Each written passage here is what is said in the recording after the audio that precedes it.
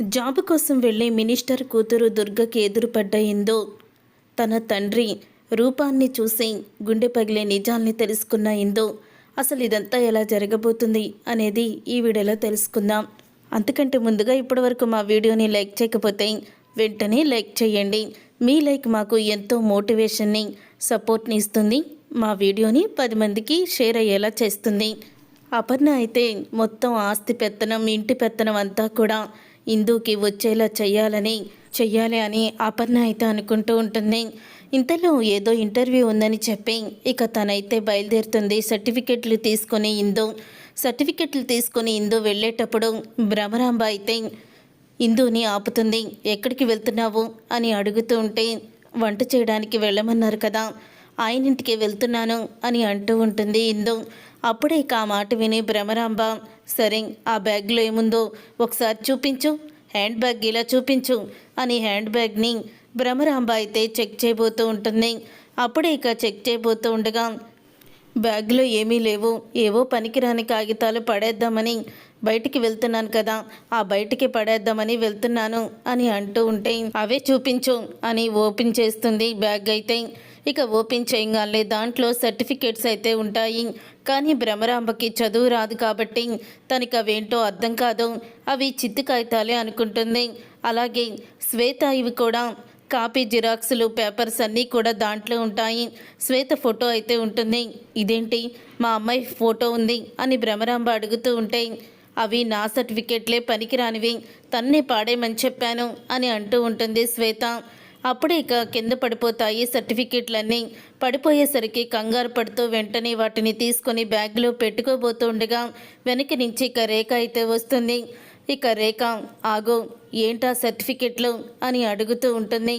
అప్పుడే ఏం లేవు, అవి బయట పడేద్దామని తీసుకువెళ్తున్నాను, పనికిరానివి, శ్వేత ఇచ్చి పాడేమంది అని అంటూ ఉంటే అయినా ఇప్పుడు నువ్వు ఇంత కంగారుగా ఎక్కడికి బయలుదేరుతున్నావు అని అడుగుతూ ఉంటుంది రేఖ. అదేంటి, వాళ్ళ ఇంట్లో వంట చేయమని చెప్పారు కదా, అందుకే వెళ్తున్నాను. వంట చేయడానికి వెళ్తున్నావా? వంట చేసేదానికి నీకు హ్యాండ్ బ్యాగ్ ఎందుకు? ఈ హ్యాండ్ బ్యాగ్ నీకు అవసరమా అని వెంటనే ఇందు దగ్గర హ్యాండ్ బ్యాగ్ తీసుకొని పక్కనే ఉన్న శ్వేతకైతే ఇచ్చేస్తుంది. సర్టిఫికెట్లు అయితే చూడదు రేఖ. అమ్మయ్య అని ఊపిరి పీల్చుకుంటారు. చూసే అపర్ణ, శ్వేత, ఇందు ముగ్గురు కూడా. తరువాత రేఖ అంటూ ఉంటుంది, నీకు ఇంత ఫ్యాషన్ అవసరం లేదు, పని మనిషిలాగే వెళ్ళిరా, పెత్తనాలు చేసావంటే మాత్రం బాగోదు. ఏంటి శ్వేత, నువ్వు బయటికి వెళ్ళవా? అవి నువ్వు బయట పడేసుకోలేవా? దానికెందుకు అప్పచెప్తున్నావు? అది వంకతో అన్నీ తిరిగొస్తుంది, అన్నీ తిరిగొచ్చి ఏదో వంక చెప్పి తప్పించుకుంటూ ఉంటుంది. ఈ మధ్యకాలంలో నువ్వు బాగా తెలివితేటలు ఎక్కువయ్యి నాకు తెలిసి నువ్వు బాగానే ప్రవర్తిస్తున్నావు అని అంటూ ఉంటుంది రేఖ. అయ్యో, అలా అనకుండా అంటే నాకేం తెలివితేటలున్నాయి అని అంటూ ఉంటుంది ఇందు. సరే, తొందరగా వంట చేసేసిరా అని రేఖ అయితే ఇక ఇందుని పంపించేస్తుంది. అలా పంపించేసిన తర్వాత అమ్మయ్య, సర్టిఫికెట్లు అయితే చూడలేదులే అని ఇందు అయితే బయటికి వెళ్ళి అనుకుంటుంది కానీ ఇప్పుడు సర్టిఫికెట్లు లేకుండా నేను ఇంటర్వ్యూకి ఎలా వెళ్ళను? నా సర్టిఫికెట్లు చూసే కదా, నా క్వాలిఫికేషన్ చూసే జాబ్ ఇస్తారు, ఇవి చూపించకపోతే జాబ్ కూడా ఇవ్వరు, నేనేదో ఫేక్ అనుకుంటారు, ఇప్పుడు ఏం చెయ్యాలి అని ఆలోచిస్తూ ఉంటుంది. ఇంతలో ఇక శ్వేత అయితే పాపం ఇందు ఎక్కడ దొరికిపోతానని చాలా భయపడిపోయింది నానమ్మ అని అపర్ణతో అంటూ ఉంటే అప్పుడు ఇక ఇందు అయితే ఫోన్ చేస్తుంది శ్వేతకి. ఇందునే ఫోన్ చేస్తుంది నానమ్మ అని వెంటనే ఇక ఇందుకి ఫోన్ లిఫ్ట్ చేస్తుంది శ్వేత. చెప్పక్క అని అంటూ ఉంటే ఒక పని చేయి శ్వేత, నాకు సర్టిఫికెట్లు కావాలి, ఆ సర్టిఫికెట్లు లేకుండా నాకైతే జాబ్ ఇవ్వరు. మరి సర్టిఫికెట్లు చూసే కదా అప్పుడు నాలో ఉన్న టాలెంట్ని వాళ్ళు గుర్తించేది. ఇప్పుడు సర్టిఫికెట్ లేకుండా జాబ్కి, ఇంటర్వ్యూకి నేను వెళ్ళలేను.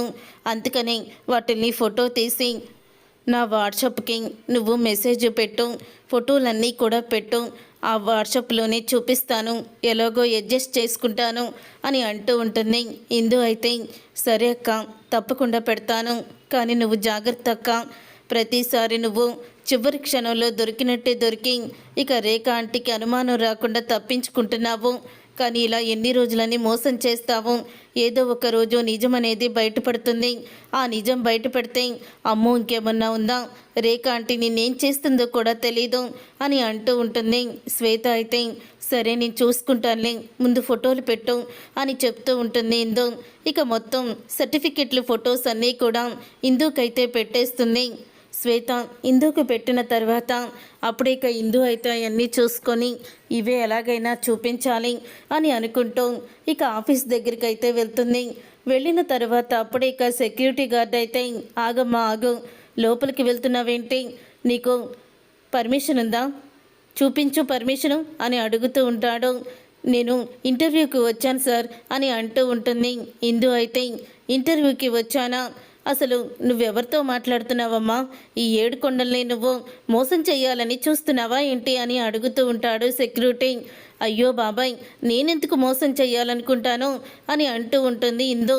బాబాయ్ చూడమ్మా, ఇంటర్వ్యూకి వచ్చేవాళ్ళు చేతిలో సర్టిఫికెట్లతో వస్తారు, మరి ఆ సర్టిఫికెట్లు ఫైలే నీ దగ్గర కనిపించడం లేదు అని అంటూ ఉంటే నా ఫోన్లో ఉన్నాయి బాబాయ్, కావాల్సి ఉంటే చూపిస్తాను, ఎందుకంటే కొంచెం ఇంట్లో సమస్యల మూలాన నేను నేరుగా సర్టిఫికెట్లు తీసుకురాలేకపోయాను, అందుకని ఇదిగో వాట్సాప్లో ఉన్నాయి నా సర్టిఫికెట్లు అని అంటూ ఉంటుంది ఇందు. చూడమ్మా బాబాయ్ అంత మాత్రాన అని వరుస కలిపేసినంత మాత్రాన నీ మీద నేను జాలిపడ్ను, అయినా ఇంటర్వ్యూకి వచ్చేటప్పుడు సర్టిఫికెట్లన్నీ తీసుకురావాలని నీకు తెలీదా, ఆ మాత్రం గుర్తులేదా ఏంటి నీకు, సర్టిఫికెట్లు లేకపోతే ఒక అడుగు కూడా నేను లోపలికి వెయ్యనివ్వనమ్మా, నువ్వేమన్నా అనుకో అని అంటూ ఉంటాడు సెక్యూరిటీ. ఏడుకొండలైతే అప్పుడే లేదు బాబాయ్, ఈ ఇంటర్వ్యూ నాకు చాలా ముఖ్యం, ఈ జాబ్ నాకు రావాలి, ప్లీజ్ బాబాయ్ నన్ను లోపలికి పంపించండి అని అంటూ బ్రతిమలాడుతూ ఉంటుంది. ఇందో నువ్వు ఎంత బ్రతిమలాడుకున్నా సరే నేను మాత్రం అస్సలు కూడా ఒప్పుకోను అని అనడంతో అప్పుడే ఇంకా కారు వచ్చి ఆగుతుంది. ఇక కారులో నుంచి ఆ కంపెనీకి సంబంధించిన ఎండి అయితే దిగుతుంది. అలా దిగంగానే అప్పుడే సెక్యూరిటీ గార్డ్ అయితే పక్కకి తప్పుకోమ్మా, ఎండి గారు వస్తున్నారు అని అంటూ ఉంటాడు సెక్యూరిటీ. ప్లీజ్ బాబాయ్ ఎండి గారితో మాట్లాడి నన్ను లోపలికి పంపించు ప్లీజ్ బాబాయ్ అంటూ బ్రతిమలాడుతూ ఉంటుంది ఇందు. అప్పుడే ఇందు అలాగా వాచ్మన్ని బ్రతిమలాడుతూ అంతా కూడా ఇక చూస్తుంది. దుర్గా అయితే దుర్గా ఆ కంపెనీ ఎండి ఎవరో కాదు, మినిస్టర్ కూతురు దుర్గా, అప్పట్లో కావ్య దుర్గా అని పేరు కూడా పెట్టింది అని అన్నీ కూడా ఒకసారి గుర్తు చేస్తూ ఉంటారు ఆ వీడియోలో అయితే. ఆ తర్వాత ఇక దుర్గా వచ్చి అంటూ ఉంటుంది, ఏమైంది, ఎందుకు ఇలా గొడవ పడుతున్నారు, ఎవరి అమ్మాయి అని అడుగుతూ ఉంటుంది దుర్గా. అప్పుడే సెక్యూరిటీ అయితే మేడం అది తను ఇంటర్వ్యూకి వచ్చానని చెప్తుంది మేడం, తన చేతిలో ఎటువంటి సర్టిఫికెట్లు లేవు, అందుకే వెళ్ళిపోమని చెప్తుంటే బ్రతిమలాడుతుంది, వరుసలు పెడుతుంది, బాబాయ్ బాబాయ్ అంటూ ఇక నన్ను వదలడం లేదు మేడం, కానీ సర్టిఫికెట్ లేకుండా ఇంటర్వ్యూకి ఎలా మీరు తనని ఒప్పుకుంటారు, అందుకని వద్దని చెప్పేశాను అని సెక్యూరిటీ గార్డ్ అంటూ ఉంటే పర్లేదు డ్యూటీ నిజాయితీగా చేస్తున్నావు, నువ్వు చెప్పింది కరెక్టే, ఇంటర్వ్యూకి సర్టిఫికెట్ లేకుండా ఏం చేస్తారు అని అంటూ ఉంటుంది దుర్గా. అయితే లేదు మేడం నా వాట్సాప్లో సర్టిఫికెట్లన్నీ కూడా ఉన్నాయి, మీరు పర్మిషన్ ఇస్తే నేను ఇంటర్వ్యూకి వస్తాను మేడం అని అంటూ ఉంటుంది ఇందు. అప్పుడు ఇక ఇందు మాటలకు ఒకసారి నీ సర్టిఫికెట్ చూపించు అని అడుగుతూ ఉంటుంది దుర్గా. అయితే సర్టిఫికెట్ చూపించగానే అప్పుడే ఇక దుర్గా సర్టిఫికెట్లు చూసి ఓకే ఇవి నిజమైనయే, నాకు నమ్మకం వచ్చింది, లోపలికి రా అని అంటూ ఉంటుంది దుర్గా. అప్పుడే ఇక సెక్యూరిటీ గార్డుతో కూడా తనని లోపలికి పంపించు అని అనడంతో ఇక ఇందునైతే సెక్యూరిటీ గార్డు లోపలికైతే పంపిస్తాడు. లోపలికి పంపించిన తర్వాత అప్పుడే ఇక దుర్గా అయితే అంటూ ఉంటుంది, నువ్వు నీ చదువు నీ టాలెంట్ అంతా కూడా చూశాను, ఇంకా డిగ్రీ సర్టిఫికెట్లు నీ చేతికి రావాలి అంతే కదా అని అంటూ ఉంటుంది దుర్గా. అంతే మేడం, ఈ జాబ్ నాకు ఎంతో అవసరం, ప్లీజ్ నాకు ఈ జాబ్ ఇప్పించండి అని అంటూ ఉంటే ఈ జాబ్ నీకు ఖచ్చితంగా ఇస్తాను అని అంటూ ఉంటుంది దుర్గా. ఈ జాబ్లో ఇక నువ్వు రేపటి నుంచి జాయిన్ అయిపో, మరి జాబ్ ఎలా చేస్తావు, ఎక్కడి నుంచి చేస్తావు, నువ్వు ప్రతిరోజు ఆఫీస్కి వస్తావా అని అన్ని వివరాలు అడుగుతూ ఉంటాయి లేదు మేడం, ఇంట్లో ఉండే జాబ్ చేస్తాను, ఈ అవకాశాన్ని నాకు ఇప్పించండి. ఎందుకంటే ఇంటి దగ్గర నుంచి రావాలంటే నాకు చాలా కష్టం, నాకు చాలా ప్రాబ్లమ్స్ ఉన్నాయి. ఇంటి దగ్గర ఉన్న మా నాన్నమ్మని మా తాతయ్యని చూసుకోవాలి అని అంటూ ఉంటే, మీ నాన్నమ్మని మీ తాతయ్యని చూసుకోవాలా? అవును, మరి మీ పేరెంట్స్ ఏమయ్యారు అని అడుగుతూ ఉంటుంది దుర్గా. మా పేరెంట్స్ ఒక ప్రమాదంలో మా కుటుంబం మొత్తం చనిపోయింది మేడం అని అనగానే, అప్పుడే ఇక దుర్గా అయితే, నేను ఇందాక నుంచి నిన్ను ఒక ప్రశ్న అడగాలని అనుకుంటున్నాను ఏందో అని అనగానే, అడగండి మేడం. ఏం లేదో, నిన్ను చూస్తుంటే నాకెక్కడో చూసినట్టు గుర్తొస్తుంది. అచ్చం నీకులాగే ఇంకొకళ్ళు ఎవరు ఉన్నారో వాళ్ళని చూస్తుంటాను అని అంటూ ఉంటుంది. అవునా మేడం? ఏమో మేడం, నాకు మాత్రం మిమ్మల్ని ఎక్కడ చూసినట్టు గుర్తే రాలేదు అని చెప్తూ ఉంటుంది. ఇక ఇందు అలా చెప్పిన తర్వాత అప్పుడే ఇక దుర్గా అయితే, సరే, నీ మంచితనం అలాగే నీ టాలెంట్ చూసి నీకు జాబ్ ఇస్తున్నాను, రేపటి నుంచి నువ్వు ఇంట్లోనే కూర్చొని ఈ జాబ్ చేసుకోవచ్చు అని అంటూ ఉంటుంది దుర్గా. మేడం, నిజంగా నాకు ఇంత మంచి అవకాశం ఇచ్చారు, మీ రుణం నేను తీర్చుకోలేను అని అంటూ ఉంటుంది. ఇందు అయితే ఇంతలో సడన్గా దుర్గకి ఆవేశం అయితే మొదలవుతుంది. ఇక ఆయాసం మొదలయ్యి తను మాట్లాడలేకపోతుంది. ఏమైంది మేడం? ఇప్పటి వరకు బాగానే ఉన్నారు కదా, ఏం జరిగింది అని అంటూ ఉంటే, ఉదయం నేను ట్యాబ్లెట్ వేసుకోవడం మర్చిపోయాను, ఆ ట్యాబ్లెట్ నేను రోజు వేసుకోవాలి, వేసుకోకపోతే ఇలాగే ఆవేశం వచ్చి ఊపిరి అందదు అని అంటూ ఉంటుంది దుర్గా. మేడం, అవునా? మరీ అంత ఎందుకు మేడం నిర్లక్ష్యం చేసి ట్యాబ్లెట్ వేసుకోలేదు? ఇప్పుడు చూడండి ఎంత బాధపడుతున్నారో, ఆ ట్యాబ్లెట్ ఎక్కడుంది, నేను ఇస్తాను అని అంటూ ఉంటుంది ఇందు. ట్యాబ్లెట్స్ ఇక్కడ ఉండవు, ఇంటి దగ్గరే ఉంటాయి, దయచేసి నన్ను ఇంటికి తీసుకువెళ్ళవా? మా డ్రైవర్కి చెప్తే నన్ను ఇంటికి తీసుకువెళ్తాడు, కానీ నాకెందుకో భయంగా ఉంది, నాకు తోడుగా మా ఇంటి దాకా వస్తావా అని ఇందుని అడుగుతూ ఉంటుంది దుర్గా. తప్పకుండా వస్తాను మేడం అని అంటూ ఉంటుంది ఇందు అయితే. అప్పుడే ఇక ఇందు దుర్గని తీసుకొని ఇక కారు ఎక్కించుకొని కారులో వాళ్ళ ఇంటికైతే బయలుదేరుతారు. అలా వాళ్ళ ఇంటికి వచ్చిన తర్వాత అప్పుడే ఇక ఇందు దుర్గని తీసుకొని లోపలికైతే వస్తూ ఉంటుంది. అప్పుడే ఇక దుర్గని చూసిన మినిస్టర్ భార్య తులసి షాక్ అయిపోతూ ఉంటారు. ముందుగా ఇందునైతే పట్టించుకోరు, ఎందుకంటే వాళ్ళకి ప్రాణం కూతురు, ఆ కూతురికి ఇబ్బందిగా ఉంది అని తెలిసి షాక్ అయిపోతూ వాళ్ళైతే, అమ్మా దుర్గా, ఏమైందమ్మా నీకు, ఏంటి అలా అల్లాడిపోతున్నావు అని అడుగుతూ ఉంటుంది. ఏం లేదమ్మా, పొద్దున్న ట్యాబ్లెట్ వేసుకోలేదు, ఆవేశం వస్తుంది అని అంటూ ఉంటే, ఉన్నమ్మా ట్యాబ్లెట్ తీసుకొస్తాను అని వెంటనే తులసి అయితే ట్యాబ్లెట్ అయితే తీసుకొస్తుంది. అలా ట్యాబ్లెట్ తీసుకొచ్చిన తర్వాత అప్పుడు ఇంకా ట్యాబ్లెట్ అయితే వేసుకుంటారు. దుర్గా అయితే అప్పుడే దుర్గ ట్యాబ్లెట్ వేసుకున్న తర్వాత ఇంతలో ఇక తులసి అయితే ఇక దుర్గకి రిలీఫ్ అవడంతో తను కూడా ఊపిరి పీల్చుకుంటుంది. సమయానికి నీకు తోడుగా వచ్చిన అమ్మాయి చాలా బాగా నిన్ను తీసుకొచ్చిందమ్మా అంటూ తులసి అంటూ ఉంటుంది. ఇంతలో మినిస్టర్ తులసి ఇద్దరు కూడా మా అమ్మాయిని తీసుకొచ్చినందుకు చాలా థ్యాంక్స్ అమ్మా అంటూ ఇక ఇందు వైపుకి చూస్తారు. అప్పుడే అయ్యో పర్వాలేదండని తన ముఖానికి ఉన్న మాస్క్ను అయితే తీసేస్తుంది. ఇందు మాస్క్ వేసుకొని అక్కడికి వస్తుంది. ఇక మాస్క్ తీసేసిన ఇందుని చూసి షాక్ అయిపోతూ ఉంటారు. మినిస్టర్ తులసి అయితే, అమ్మా నీ పేరేంటి అని అడుగుతూ ఉంటాడు. మినిస్టర్, నేను చెప్తాను, నీ పేరేంటో నువ్వు చెప్పొద్దు అని అంటూ ఉంటుంది తులసి.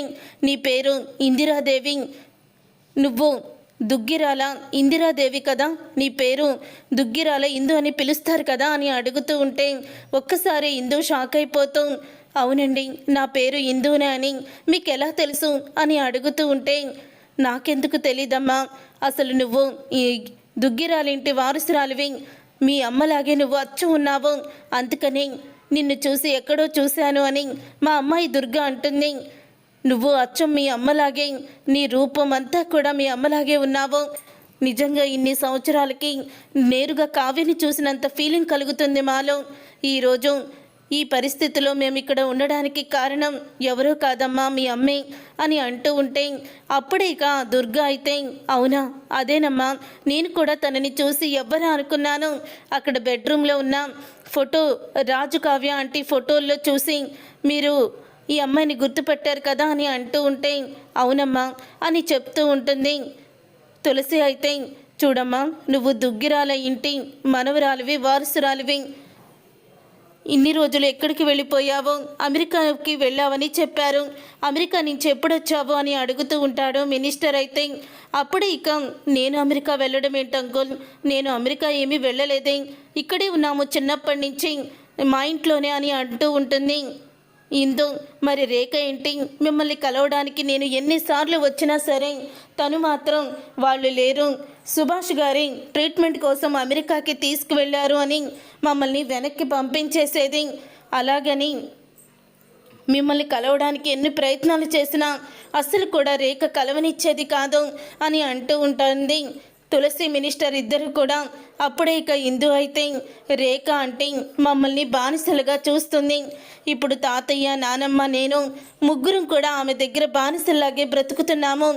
ఏదో ఒక రోజు మళ్ళీ మా అమ్మ చెప్పిన ఆశయాన్ని, మా నాన్న కోరుకున్న జీవితాన్ని నేను అందుకోవాలని ఇన్ని రోజులు కూడా సహనంతో ఆ రేఖ విషయంలో ఓర్చుకుంటూ వచ్చాను. కానీ రోజు రోజుకి ఆ రేఖలో తేడా కనిపిస్తుంది అని అంటూ ఉంటుంది ఇందు. ఆ రేఖ ఎంత దుర్మార్గురాలో నాకు తెలుసమ్మా, ఎందుకంటే అది రుద్రాణి కూతురు. రేఖ వాళ్ళ అమ్మే మీ కుటుంబం మొత్తాన్ని కూడా చంపేసింది అని చెప్పుకుంటూ వస్తుంది. మొత్తం అన్ని విషయాలు కూడా మినిస్టర్ అయితే ఇక ఆ మాటలు విని ఒక్కసారే షాక్ అయిపోతూ ఉంటుంది.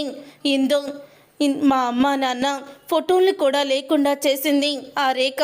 మా చిన్నతనంలోనే ఆ ఫోటోల్ని చూసుకుంటూ బాధపడుతూ జ్ఞాపకాల్ని గుర్తు చేసుకుంటూ ఉన్నాం. మా నాన్నమ్మ దగ్గర ఫోటోని లాక్కొని మా ఫోటోలు, అలాగే మా అమ్మ నాన్న పెళ్ళికి దిగిన ఫోటోలు మొత్తం అన్నీ కూడా కాల్ చేసింది. ఇక అమ్మా నాన్న ఎలా ఉంటారో కూడా నాకు తెలీదు అని అంటూ ఉంటుంది ఇందు. అయితే మీ అమ్మా నాన్న ఎలా ఉంటారో నీకు నేను చూపిస్తానమ్మా అని అంటూ ఉంటాడు మినిస్టర్ అయితే. అవునా, ఎలా చూపిస్తారు సార్, మా అమ్మ నాన్న ఎలా ఉన్నారో నేను ఎలా తెలుసుకోను అని అడుగుతూ ఉంటే రామ్మా చూపిస్తాను అని మినిస్టర్ అయితే ఇక గదిలోకి అయితే తీసుకువెళ్తూ ఉంటాడు ఇందుని. ఇక గదిలోకి తీసుకువెళ్ళాక అవును డాడీ, నాకు ఇప్పుడిప్పుడే గుర్తుకొస్తుంది, ఆ ఫోటోలో ఉన్న వ్యక్తి అచ్చం మన ఇందులాగే ఉంటుంది కదా అని అంటూ ఉంటుంది దుర్గా. అవును, ఆవిడ హిందూలా ఉండడం కాదమ్మా, హిందూనే ఆవిడలా ఉంటుంది అని చెప్తూ ఉంటాడు మినిస్టర్ అయితే. అవును ఇందు, ఆమె చిన్నప్పుడు నా ప్రాణాలని కాపాడి మా అమ్మ నాన్న చేతికి నన్ను ప్రాణాలతో అప్పచెప్పిందంట. నువ్వు కూడా కొన్ని రోజులు మా దగ్గరే పెరిగావమ్మా అని మినిస్టర్ అయితే చెప్తూ ఉంటాడు. పదమ్మా మీ అమ్మ నాన్న ఫోటోని చూపిస్తాను అని గదిలోకి తీసుకువెళ్ళి రాజు కావ్యల ఫోటోనైతే చూపిస్తాడు. ఇదిగోమ్మా మీ అమ్మ నాన్న ఫోటో. ఆ ఫోటోని చూసి ఇందు షాక్ అయిపోతూ ఉంటుంది. అమ్మా నాన్న, నేను అచ్చం మా అమ్మలాగే ఉన్నాను అని అంటూ ఉంటుంది ఇందు. అయితే అవునమ్మా, నువ్వు అచ్చం మీ అమ్మలాగే ఉన్నావు, అందుకని నిన్ను గుర్తుపట్టి మేము అలా అడిగాము అని మినిస్టర్ అయితే అంటూ ఉంటాడు. అప్పుడు ఇక రాధని చూసి నాన్నలాగే నేను మరో వ్యక్తిని చూశాను, అచ్చు నాన్నలాగే ఉంటాడు, నన్ను బైక్తో ఢీ కొట్టినవాడు, క్లబ్లో నాతో గొడవ పెట్టుకున్నాం ఆ రాజు అచ్చం మా నాన్నలాగే ఉన్నాడేంటి, వీళ్ళిద్దరికీ ఏంటి సంబంధం అని అనుకుంటూ ఉంటే అప్పుడే ఇక మినిస్టర్ అయితే చూడండమ్మా, నువ్వు మీ అమ్మ నాన్న వీళ్ళందరూ చనిపోయినప్పుడు వ్యాన్లో ఉన్న స్వరాజ్యం అంటే మీ అత్తయ్య కొడుకు అయితే అక్కడ గల్లంతయ్యాడు, ఎక్కడ పడిపోయాడో ఏమైపోయాడో ఇప్పటి వరకు తెలీదు, అతను కోసం నేను వెతకని ప్లేస్ లేదు అని మినిస్టర్ అంటూ ఉంటే అప్పుడే అర్థమైపోతుంది ఇందుకైతే. అంటే ప్రతిరోజు నేను గొడవ పడుతున్నా ఆ రాజయ్ మా బావనమాట అని షాక్ అయిపోతూ ఉంటుంది. మినిస్టర్ గారు, ఇది చిన్న ఫోటో ఉంటే నాకు ఇవ్వండి అని అంటూ ఉంటుంది ఇందు. అప్పుడే చిన్న ఫోటోనైతే ఇస్తే తన హ్యాండ్ బ్యాగ్లో పెట్టుకుంటుంది. అప్పుడే మినిస్టర్ అయితే అంటూ ఉంటాడు, ఇక నువ్వు ఆ రేఖకి భయపడే అవసరం లేదమ్మా. మరో 4 రోజుల్లో నీకు చెక్ పవర్ రాబోతుంది. ఆ చెక్ పవర్ నీ చేతికి వస్తే చాలు, ఇక ఎవ్వరు కూడా నిన్ను ఆపలేరు, నిన్ను అడ్డుకోలేరు అని అంటూ ఉంటాడు మినిస్టర్. నీ పుట్టినరోజు నాడే నేను కూడా మీ ఇంటికి వస్తానని చెప్తాడు. ఇక ఆ మాట విని ఎంతో సంతోషపడుతూ ఉంటుంది. తాతయ్య ఆపరేషన్ గురించి చెప్దామా అని అనుకుంటూనే అప్పుడే ఇక ఇందు అయితే వాళ్ళ తాతయ్య ఆపరేషన్ గురించి అయితే చెప్తుంది. ఇలా 15 లక్షలు అడిగారు అని అనేసరికి అప్పుడే ఇక మినిస్టర్ అయితే తప్పకుండా మీ తాతయ్యకి ఆపరేషన్ నేను చేయిస్తానమ్మా, నువ్వు కంగారు పడుకో. అవేవో నా డబ్బులతో కూడా కాదు, మీ నాన్న మీ అమ్మ ఎంతో ఇష్టంగా పెట్టుకున్న దుగ్గిరాల చారిటబుల్ ట్రస్ట్ నుంచి మీ తాతయ్యకి డబ్బులు వచ్చేలా చేసి మీ తాతయ్యకి ఖచ్చితంగా నేను మళ్ళీ నడకొచ్చి మామూలు మనిషి అయ్యేలా చేస్తాను అని అంటూ ఉంటాడు మినిస్టర్ అయితే. అప్పుడే ఇక ఇందు ఇంటికైతే వెళ్తుంది. నానమ్మ నీకు ఒక సర్ప్రైజ్ అంటూ ఇక ఫోటోని తీస్తుంది. ఫోటోని తీసి అపర్ణకైతే ఇస్తుంది. రాజు కావ్య మినిస్టర్ తొలిసి ఉన్న ఫోటోని చూసి షాక్ అయిపోతూ ఉంటుంది అపర్ణ. రాజ్, కావ్య అని అంటూ గుండెలకి హత్తుకుంటుంది ఆ ఫోటోని. అప్పుడు ఈ ఫోటో ఎవరిచ్చారు నీకు అని అడుగుతూ ఉంటుంది అపర్ణ. నేను మినిస్టర్ గారి దగ్గరికి వాళ్ళ ఇంటికి కూడా వెళ్ళాను అని అనడంతో ఆ మాట విని అపర్ణ ఎంతో ఆనందపడుతూ ఉంటుంది. నీకు ఒక ఇంపార్టెంట్ విషయం చెప్పాలి అపర్ణాదేవి. ఇన్ని రోజులు మా మనవడు ఏమైపోయాడో చనిపోయాడనుకొని బాధపడ్డావు, కానీ స్వరాజ్ బావ బ్రతికి ఉన్నాడు. నాకు 2 సార్లు ఎదురుపడ్డాడు. అమ్మ నాన్న ఫోటోని చిన్నప్పుడు చూడలేక నేను నాన్ననికి గుర్తుపట్టలేకపోయాను. అప్పుడే నాన్న లాంటి పోలిన మనిషి తను నాతో స్నేహం చేస్తున్నాడు అని మొత్తం కూడా వివరాలు చెప్తుంది. అది విని ఎంతో ఆనందపడిపోతూ ఉంటుంది అపర్ణ. చూసారుగా ఫ్రెండ్స్, రాబోయే కథలో ఖచ్చితంగా ఇలాగే జరగబోతుంది. మరి ఇలాగే జరగాలని మీరైతే కోరుకుంటున్నారా? అయితే వీడియోని తప్పకుండా లైక్ చేసి ఛానల్ని సబ్స్క్రైబ్ చేసుకొని పక్కనే ఉన్న గంట సింబల్పై ఆల్ అని క్లిక్ చేయండి. అప్పుడే మేము పెట్టే ప్రతి వీడియో మీరు మిస్ కాకుండా చూసేవచ్చు.